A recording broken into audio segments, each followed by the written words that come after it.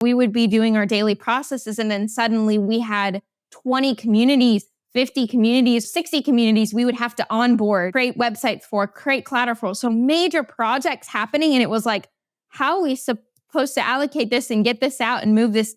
All of this happening simultaneously. We have to do it. So how do we do it? We will continue to grow, but we are very intentional about who is in our company. So we're not quick to, hey, let's just hire a bunch in. We have to make room for without being able to expand our building. So that's when we were like, it would be great to have a platform that didn't feel like, a collection of folders we were assigning to people and saying, hey, you do your work and we'll figure this out over a communication channel. We wanted a flow. ZenPilot took us and had us soaring. We were like, wait, we didn't realize how much more we could be capable of. ZenPilot made us feel like we were the only client. Hello, everyone, and welcome to a very special ZenPilot story. My guest today is Emily Turi, Operations Specialist and Wingspan, Integrated Marketing. Emily, how are you doing today? I'm wonderful. How are you? I'm doing fine. Just got back from the Easter break, which kind of spoils the time when we're recording this. But I'm feeling pumped, energized, and really, really happy to be interviewing you today. Heard great things about you from our team. I'll admit, I even reviewed some of the, one or two chats between you and Maggie from our team, and the energy was just so good. I'm so honored. Yeah. Thank you so much for agreeing to do this. And well, the purpose of our conversation is twofold. First of all, as with a lot of our connections here at ZenPilot, I want to get your best tips for people in a similar role in operations to help our audience improve their operations, which is the whole entire purpose of what we do. Second, I want to talk about Wingspan and ZenPilot working together and how that went from your perspective. As I recall, you're also the ClickUp champion on your team. Is that right? I am. Yep. Okay. So I want to dig a little bit into that as well, into your role as the ClickUp champion and just the whole experience and the whole story of working with us. But that in a moment. First, icebreaker question. What is the most fun thing you've done this year thus far? Oh, dear. That's a very good question. The most fun thing that I've done this year, wow, we're already in April. There's so many things to think about. Yeah, right. I don't know. Our family has been growing. My mom went from, we were saying the other day on Easter break, she went from 2 grandkids to 9 in the course of about a year and a half, it felt like. So wow. I feel like there's been so much excitement around growing children that has actually taken up most of my excitement. And I'm a very proud aunt. So that has been very fun for me. What's your favorite game to play with the kids? Asking for a friend. I've got a 2-year-old always looking for good game ideas. Because we have everything from newborn to a 16-year-old. So yes, it's very fun. Everything from Beanie Babies to pickleball. So that's always very fun. We love Jenga. Giant Jenga is a winner for all. It gets a kick out of the babies. They laugh when it all falls. And then the older kids get really excited to just keep building it. So it's a good one. That is such a tough audience, right? To go, the whole, but I can imagine how that might be super fun for all ages, literally. That's great. For sure. Okay, awesome. Well, I'm glad I asked. This is already a little piece of intel that I'll be taking. I'm going to talk with my wife and my son. Giant Jenga, how about it? Awesome. Okay. So, for the first part of this conversation, I wanted to ask about your role, what you do at Wingspan. When people ask you at a party or otherwise, what do you do? How do you usually respond? Well, I started at Wingspan. It's so funny because I drove, we all experienced 2020 in different ways. And so I started from a company and there was a lot of layoffs. And I actually came from digital marketing, a shift manager at Chick-fil-A, if you're familiar with. And sure. And then I went into cybersecurity for training, to train about our software product over there in another state. And due to, layoffs, I was kind of in a phase where I was like, all right, what do I do next? I drove by this beautiful white building, saw the name Wingspan on the front, very interested. And I was like, wow, what is this all about? Had no idea that it would become a passion and a love and, a job that it's hard to call a job. It's very rare and a blessing that I have trouble calling it just a job because I get to work with really great people and pursue passions that I didn't realize could be put into place in a workplace environment, and so I started as an account coordinator. Our company started very small. Brad Caldwell, our CEO, started, by himself, and then with just a couple other people, and they started doing digital advertising on screens in government facilities around the city. He brought his sister over from where she was working, and suddenly we went from a few digital screens to him hiring up to us now having over 200 communities, as we have a niche in senior living, real estate, restaurants, and more. And we are all across the country and international now. So and that started, just less than 10 years ago. So we went from so small to a group of 20 people and, covering, all over the country and international. And so my job as the account coordinator started as really kind of being that liaison between what does the client want and then, moving it through our team to bring out the deliverables and supporting them with what information we can send and receive, and just making sure both our clients were taken care of just personally, and then how we can foster and take care of their brand, their company, their service, whatever, that was.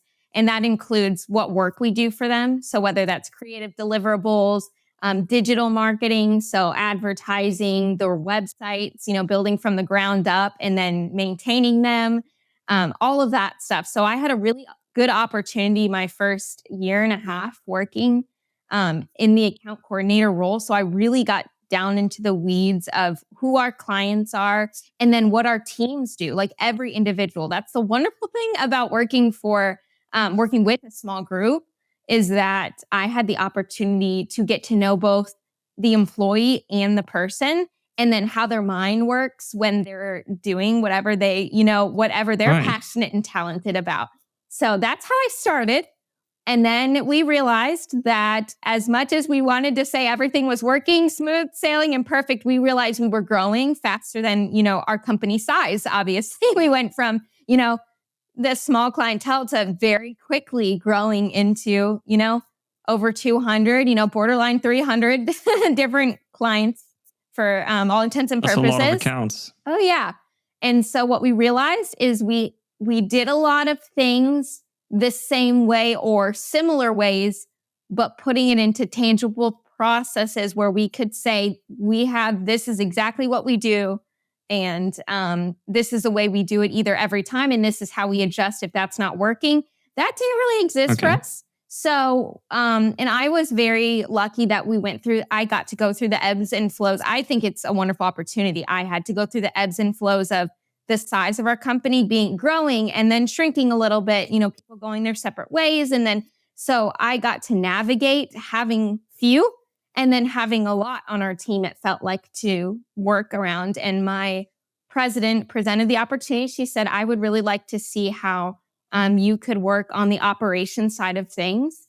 And so triaging everything that comes in, or most things that come in from our clients, and then navigating how our teams are working. And it literally married perfectly I could not make this up, into our transition into ClickUp. We went from a different platform where it felt like we just, were constantly manualing, like, oh, we'll adjust from here. And I got to pursue this new, I wake up every day excited to do what I do. And I get to, we get to receive the, client requests and everything everyone needs. And then I get to work with our teams on established processes now. So now I get to, with the partnership of our vice president of operations, we get to see the internal flow of things and how that's taking care of both our company and our client and providing opportunity for growth that we are excited to see. So hopefully that helps give a little overview of. Of course, yeah. So you answered one question that I had on my mind, looking at your trajectory through Wingspan. I was looking at this account coordinator role previously and now operations specialist, but I feel like the common element there is like being this liaison, right? Helping coordinate everything. And that is I think there's a lot of value in this. And if somebody can do that well, that can really grease the wheels of an organization. So I wanted to pick your brain about that for a moment here before we start talking, ZenPilot and all of that in a second. And ClickUp, definitely, we do like to talk and think ClickUp on this channel.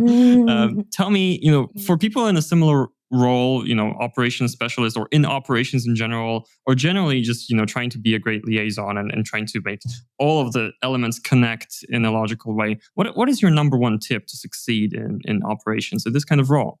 And this is something that I definitely had to get better at pretty quickly, but like over time, is that we have both it's the most beautiful gift to have, but it also is something you have to mitigate, is that you have both external and internal voices, personalities. I mean, everyone is a different human. So in my role, especially if you're in any sort of operations role, whether it's external or internal, it's getting to hear everything, understand everything, but then take it to make it the best of everything. So, everyone's brain is operating differently. And especially when you are either working for a small company or you're handling a lot of the operations, whether on your own or with a small partnership, something like that, you're getting a lot of, well, I do it this way, but I like it better this way. And then you have some clients, they want different things. And so they have different personalities. And so it's a wonderful thing to get to hear all of this, but then you get to take it. And my biggest tip, I wanted to please everyone. I wanted everybody happy with exactly what they wanted. And the real, it actually ends up slowing down things and actually making blocks in the road when you're mitigating, well, this makes this person happy, but if we do it this way, it'll, be harder on this team. Or, so taking all of that information and being able to, hey, I understand you, I hear you, and then coming to a compromise and saying, hey, sometimes you're going to have to adjust a little bit. We're all adjusting, but this is what's going to serve both of you together. Often it's usually like two teams working together simultaneously, but, whether it's creative, our web team, digital team, creative team, we're moving that into a place where we can marry everybody's feelings together and marry, all that, and then making sure that both our client and our processes are both taken care of. So that's a long-winded way of saying, take everything with a grain of salt. You can't please everyone. Right. Yeah, that's very true. I think that's a challenge that a lot of people can relate to, honestly. I wanted to dig a little deeper here, actually. You already started alluding to this, but I would love to get a little bit more in terms of what are the specifics of how you communicate, this whole situation of compromise? What I mean is, do you have specific phrases you go to? Do you prefer to break this news? It has to be a meeting, or it's better via email or in ClickUp, for example. Have you got anything there? Yeah, because I do want to say that the biggest part of you can't please everyone is, but you can help everyone. And so at first, before, we really had strong processes in place and we were adjusting those, it was just a lot of back and forth. And it was often done in the middle of projects. So we would be in a project and we were really addressing a greater change that we could have made, which was wonderful, but it would stop in the middle of a project. And so what we started to do is implement hey, make sure you get down how you're feeling and how that's affecting you and how you feel like it may be slowing down. Or on the other hand, something that you've noticed could really help in the future.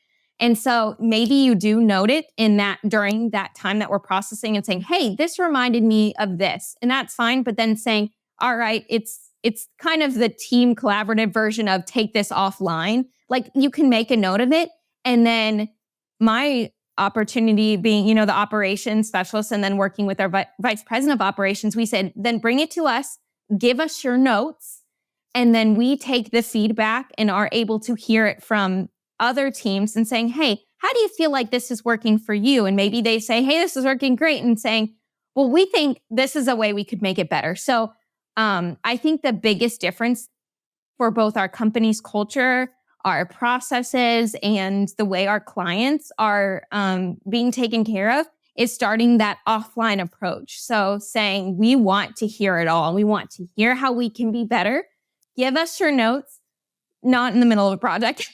So make a note. Right. and then let's take this out. And so we often have like, individual huddles, and then I get to brainstorm with my my partner in crime in operations, and we get to see what kind of marries these things and how we can turn it into a larger process. So taking it out of projects and making it into a process. Okay, I hear you. So it's almost like, there's a time to fly the plane. Tell me if this metaphor makes sense, right? But there's a time to fly the plane, and there's a time to, I don't know, switch out the engine, improve the process, so to speak. That's what I'm getting from what you're sharing here. Yeah. Super cool. And I feel like we're getting really close to the topic of processes and improving them. So I think at this point, I would love to start probing you a little bit about the ZenPilot story. So I want to do like a classic Disney movie. Life was like this before. I think on Twitter everybody says it's like the Pixar storytelling framework, but never mind. There was this person called Emily. Every day she X, but then in this case, partnership with ZenPilot came in, and so some stages kind of in between happened, and now life is Y. Like a different state. I hope that's understandable. So tell me, what was life like before our two companies met each other? Yes. So I am very lucky that I walked into a very rare and good type of group of people that we all wanted to work together, and they wanted, we had a general flow of, hey, this is how how we receive our stuff from our clients, our requests, their needs. This is how we are looking at their information. This is what we need to do. So we would take that and we would work together, but everything felt like when you're on, you use the plane, which is perfect for Wingspan, and I'm going to ironically move to a train. So, we're on this train and we're really doing great, and we're all on the same, car together. It's going great. But if something would get slightly turned on the track, it was like, wait, it felt jarring. Even if it was a little bit and we could correct it right away, okay, we'll get back on. But then something else would be off, and it could be as little as, hey, we never expected this type of change or request from a client mid-project. Or it was, we never expected these team members to be out this week because of XYZ reason. So for lack of a better phrasing, we had no lottery proof method. And it felt like, I will reiterate because I feel so lucky to say this, but we had a rare group of people, and we're in a smaller group of people that it did take time out of processes, but when things would go different, then we always knew it, which is never fully the case, but we generally could expect things. As soon as something came unexpected, we're like, halt, wait. And sometimes, again, it would be, we needed to change a date. We needed to move a date up. Suddenly, we're in the midst of our daily, we have certain deliverables we kind of pursue on a daily basis. And we're like, oh yeah, we're so, we know how this runs.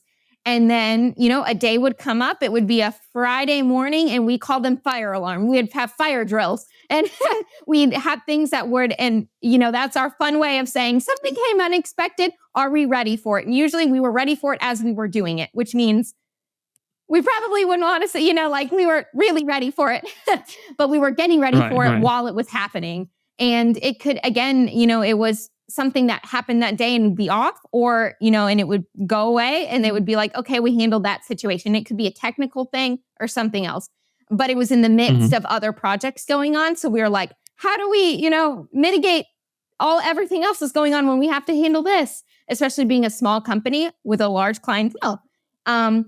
And then sometimes it would be, hey, we're on these processes. Oh yeah, one of our clients, because we do have clients in senior living.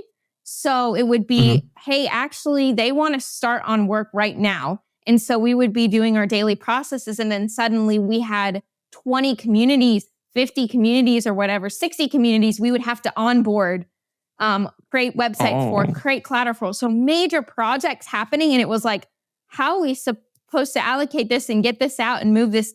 All of this happening simultaneously. We have to do it. So how do we do it? So before this time, it was, all right, you go this direction. It literally was what you would imagine a fire drill would be. All right, you go in this direction, kind of people, our personalities were probably a little less calm than a fire drill would be. We were like, But we had to take a minute and be like, how are we supposed to allocate this? What are we supposed to do? What do we do with timelines? How are we supposed to handle this all at once? And we were like, all right. Sounds very hectic. Yes. Yeah. Yeah. And so then that's when we knew that the more our clients were growing, it felt like sometimes on a weekly basis, like I was talking about my niece and nephews going from 2 to 9. It was the same with our community. We felt like we had, a good amount. And it was like, suddenly we have a great amount and it's growing and it's beautiful and it's wonderful. But we like the size of our company and we will continue to grow, but we are very intentional about who is in our company. So we're not quick to, hey, let's just hire a bunch in. We want it to be intentional. Right. So with whoever we had on board, how could we not turn the unexpected from a fire drill into, okay, well, it's a good thing that we have this in place if something happens. So whether it's lottery proofing it, people are out, or something is coming in that we didn't expect that we have to make room for without being able to expand our building. So that's when we were like, it would be great to have a platform that didn't feel like, a collection of folders we were assigning to people and saying, hey, you do your work and we'll figure this out over a communication channel.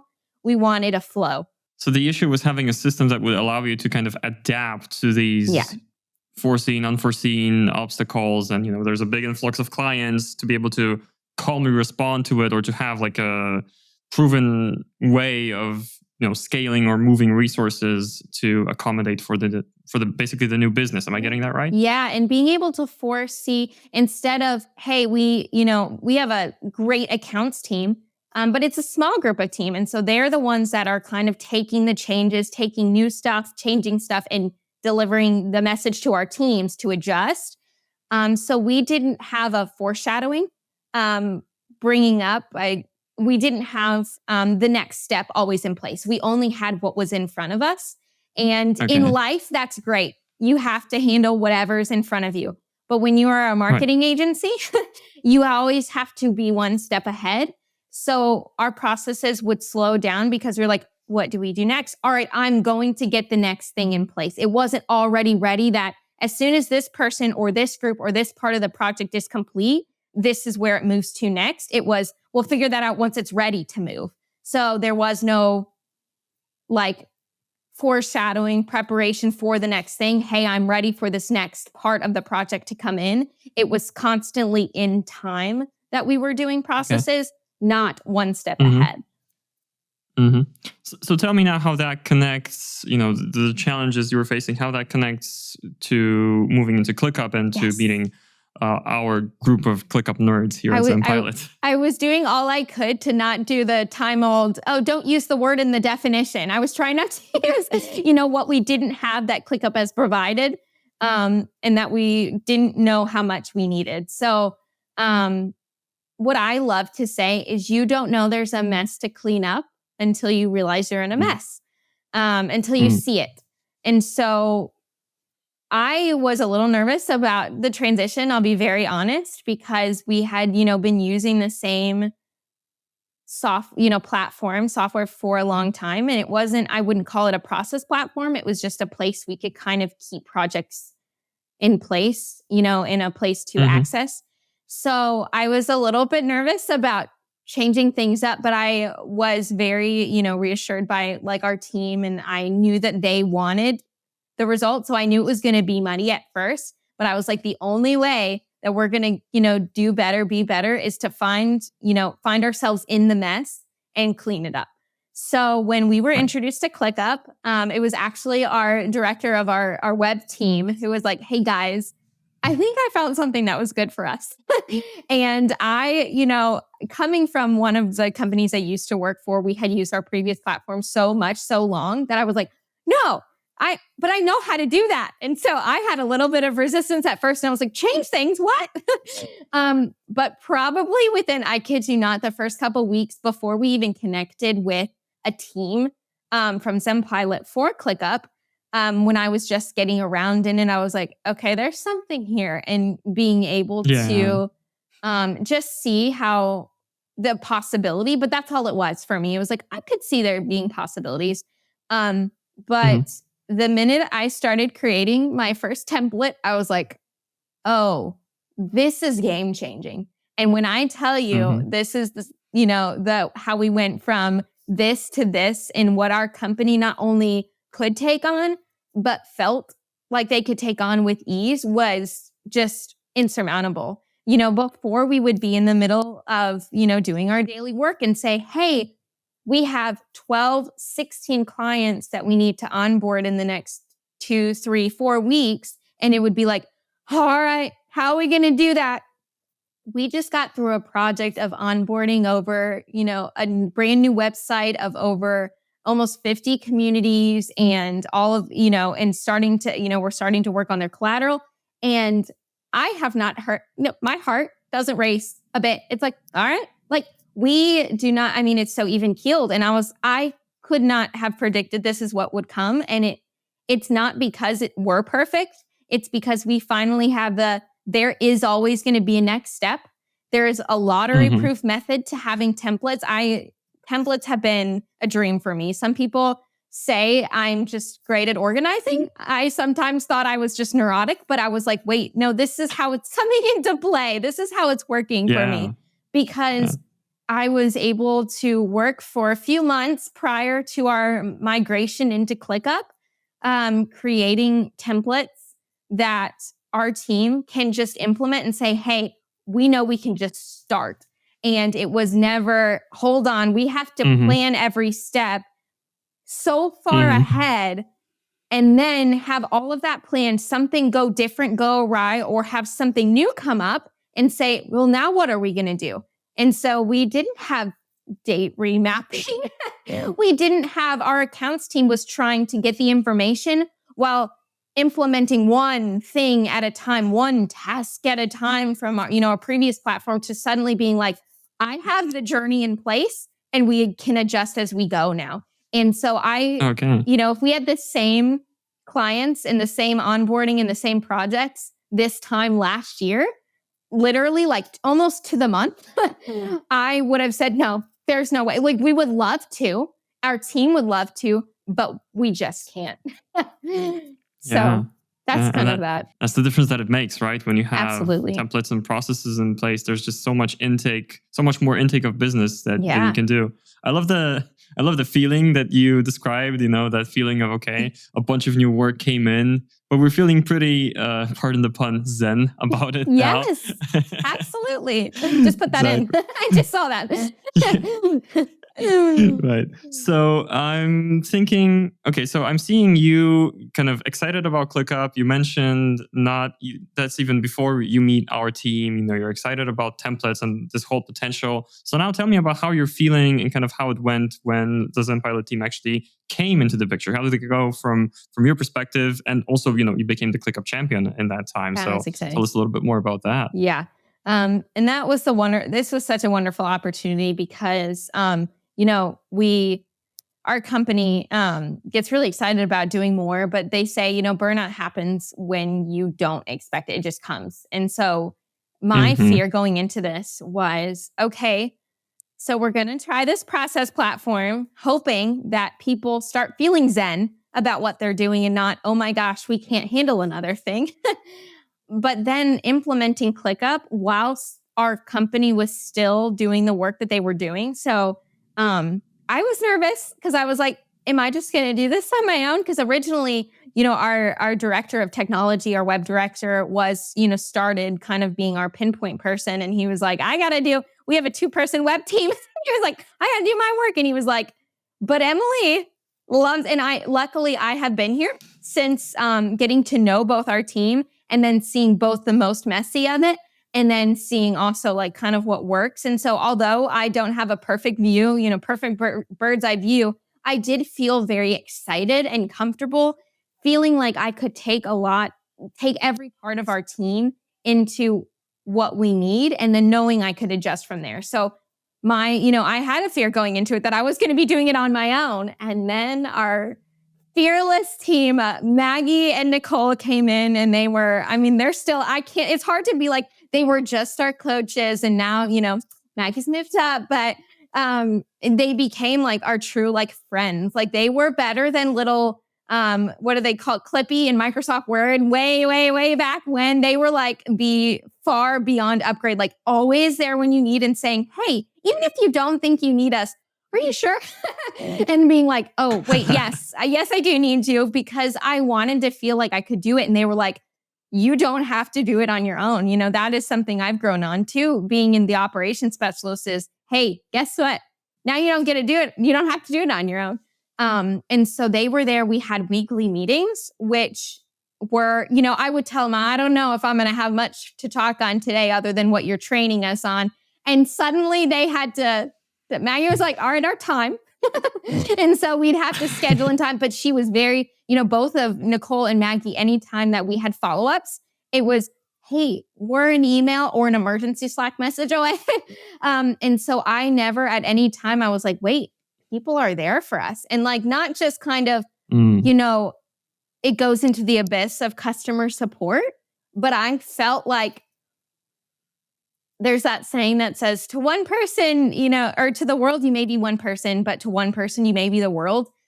ZenPilot made us feel like we were the only client and they were our world. And so I couldn't tell you if I didn't already know that your team had, the ZenPilot team, I should say, had more clients. I would think, are you sure we're not the only ones? Because I feel like I'm taking all your time. They were so, the relationship they fostered was so, and I, being in my role and being in marketing, we've dealt with every span of vendor, customer service you could think of. And I have never felt more like, am I taking all of your time? Like, you're so responsive and you're so personal about your approach to everything. And not just, hey, well, we tell our clients this when you have this problem or this question. It was, I see what you need this for. I see how you want it to work. So let me help you make it work. And meaning Maggie and Nicole, would say, this is the way you have always done it, but try this. And once I was on board with it, I was like, I can't wait to convince my own team to be a part of this, because I didn't know we could be so much better. I knew we could be better, but it was ZenPilot that fostered this incredible relationship where we were like, we have a saying, we take our clients to soar to new heights.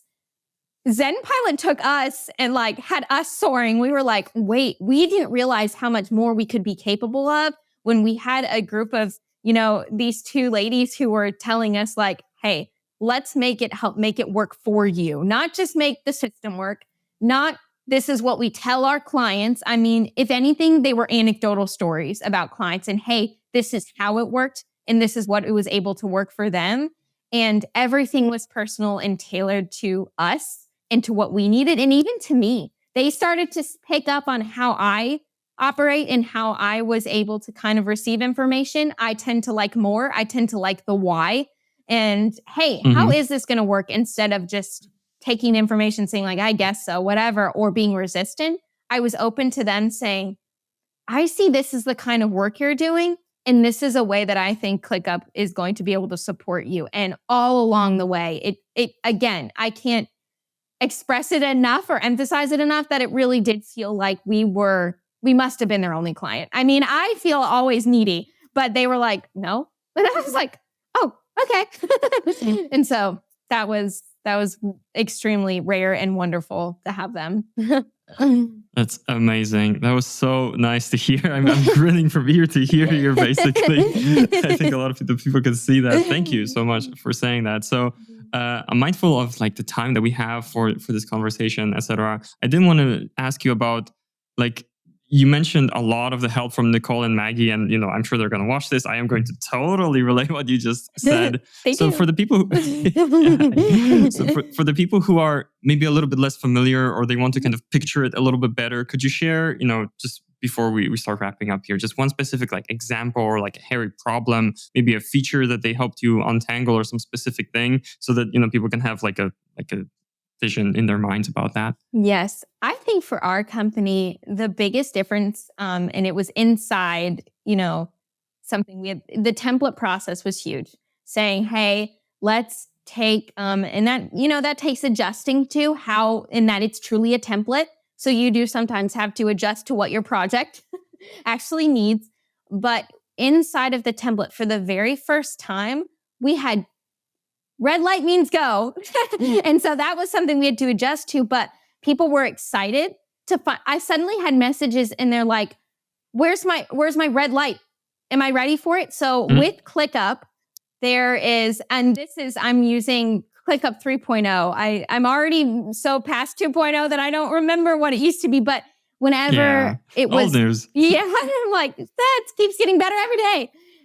Whenever it was someone's time to finally work on something, they had this nice red dot that said, you are a go. You're blocking the next thing, but it's a good thing. It means, hey, you don't have to see 20,000 things on your horizon, which I will also get to my second favorite thing.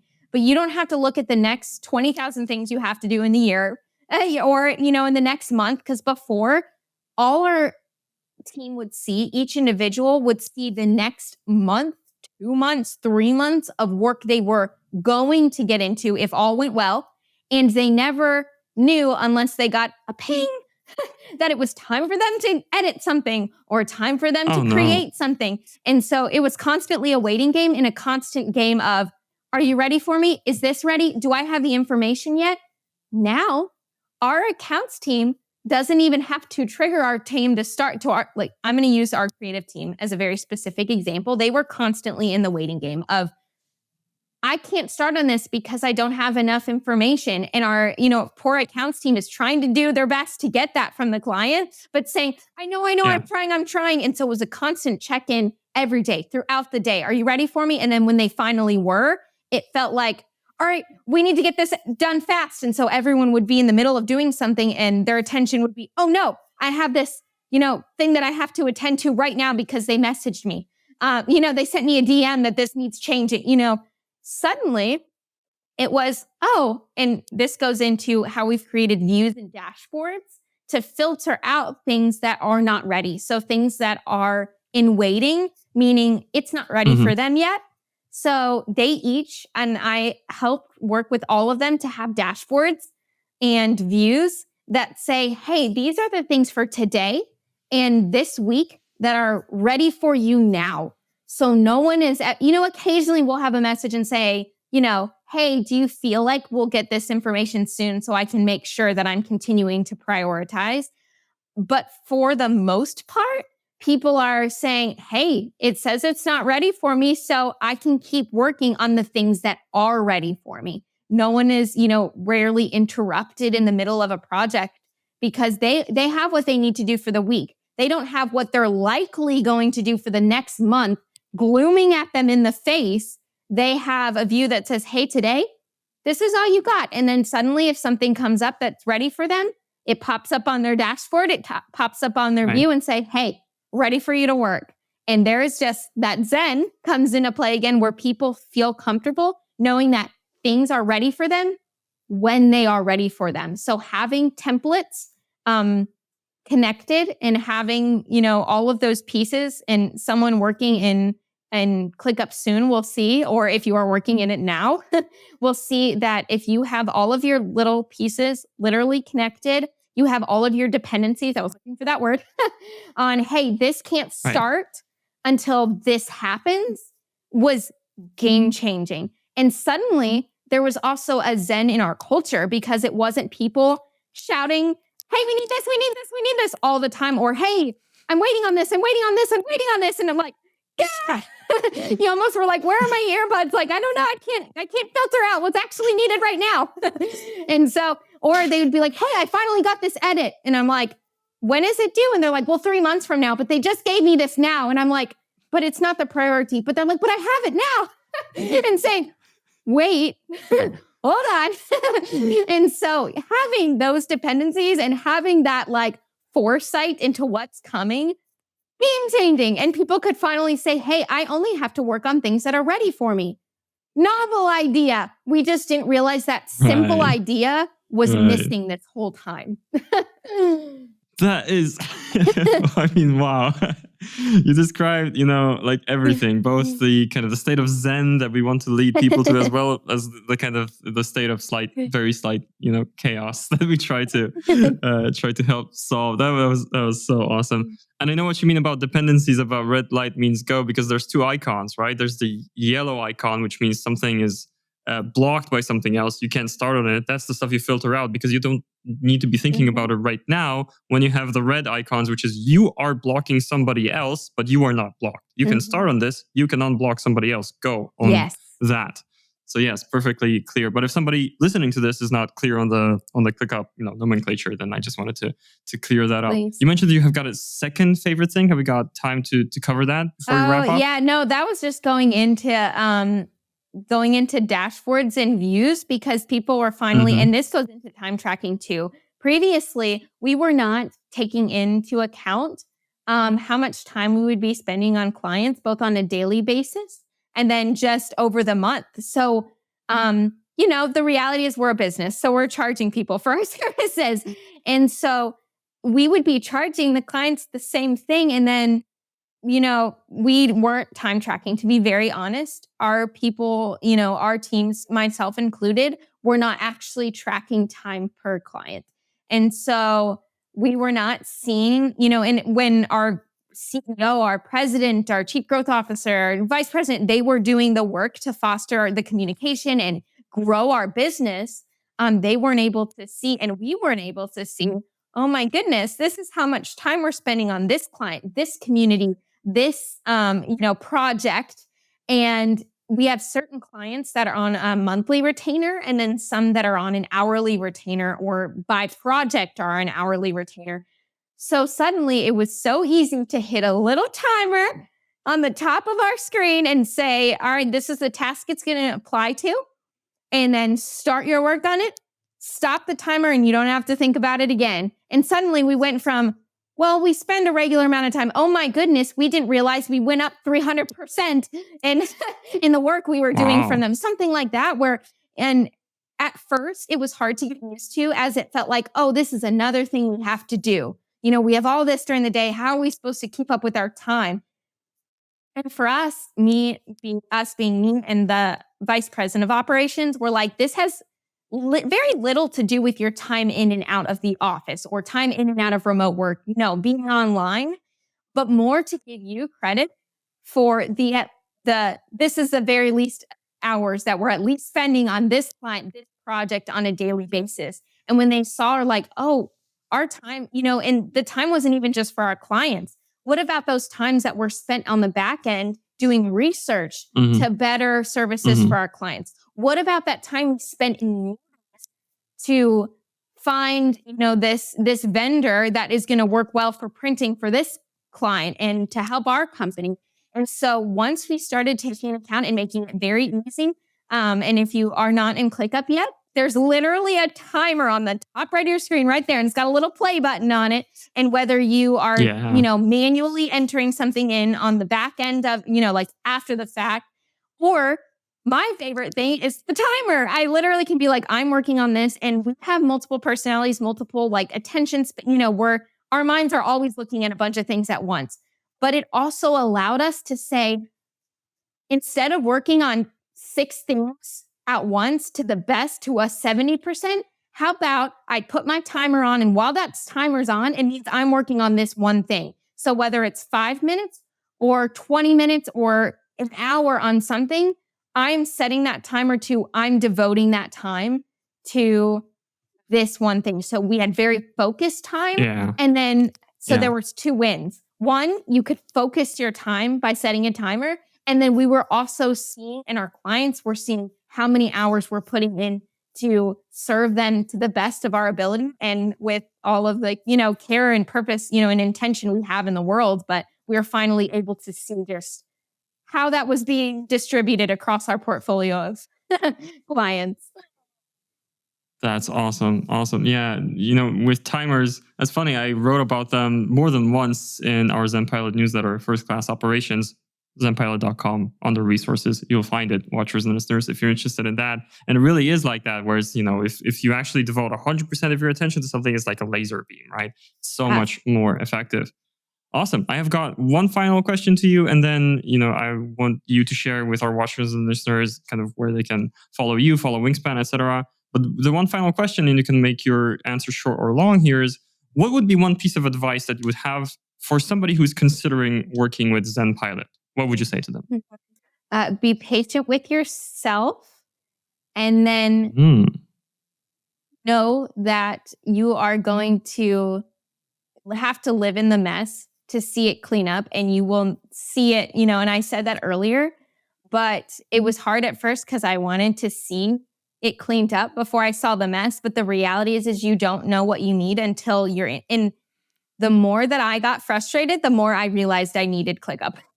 So the more, but being patient with yourself, that sounds very simple, but that was my hardest battle. And Maggie can attest to this, one of ZenPilot's great director of customers can attest to, is that I was my own roadblock from the beginning. I wanted everything ready and in place right away. And so I would freeze when I realized how much I could do with ClickUp and how much I wanted it to serve my team, taking that all at once and saying, great, like I just want this all done at once, and then getting frustrated with myself for not having it all figured out right away. Even with migration, I wanted to have all of the answers before I knew what questions they were going to ask. And so I feared that, but then it helped me learn. So when you're patient with yourself and know that you can literally only take the next step. I remember my famous last words. Maggie was introducing us to templates, and she was like, let's get a few templates just to see how they work. And I said, what if I get all the templates our company needs by next week, by our next meeting? And she was like, oh, okay.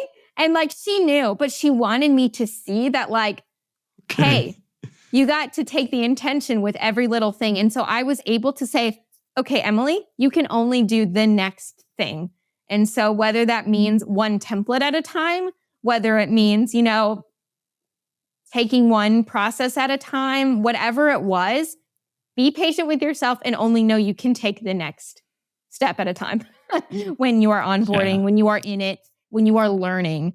So hopefully that helps someone. Thank you so much for sharing your advice for somebody considering working with us here at ZenPilot. Thank you so much, Emily, for this whole conversation. Wow, that was awesome. And what you said about being patient and just focusing on the very next step.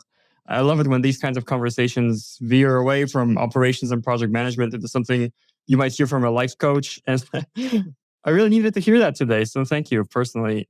And for this whole interview, this has been super, super fun. And just for this last segment, I wanted to ask you, where should people follow you? Where should people follow Wingspan? Where do you want people to go and click, and who to talk to so that they get to meet you, work with you, or anything else? Yeah. I'm not as exciting as my team is to follow me. I mean, I am on Instagram, but just my first and last name, Emily.Turi. But more importantly, our company is on LinkedIn. We're on Instagram, wingspanreach.com. So that's WINGSPAN reach.com. And we're also on LinkedIn. And if you email, if you go on our site, we even have a portal for inquiries that come right through me, through ClickUp. And so I get to say a little hello. And so people can submit their inquiries there if they're interested in working with us, seeing what we're all about. Follow us on LinkedIn. We offer a lot of marketing advice and just some fun updates here and there. So, follow along. And if anyone happens to be watching that we'll get to work with soon, I'm excited to hear from you. That's awesome. All right. So thank you once again for this chat. Anybody interested in ZenPilot, if you're watching this on our YouTube, definitely subscribe for more interviews like this, more operations advice, and we've got awesome ClickUp tutorials as well. Check them out on our YouTube page. We're on LinkedIn as well. Go to ZenPilot.com and you'll get free ClickUp guides and a bunch of other stuff that will help you get your work done better, avoid chaos, create clarity, and achieve the state of Zen that we're all about here at ZenPilot. Thank you once again, Emily. And to everybody watching and listening, have a nice day. Sure. Bye.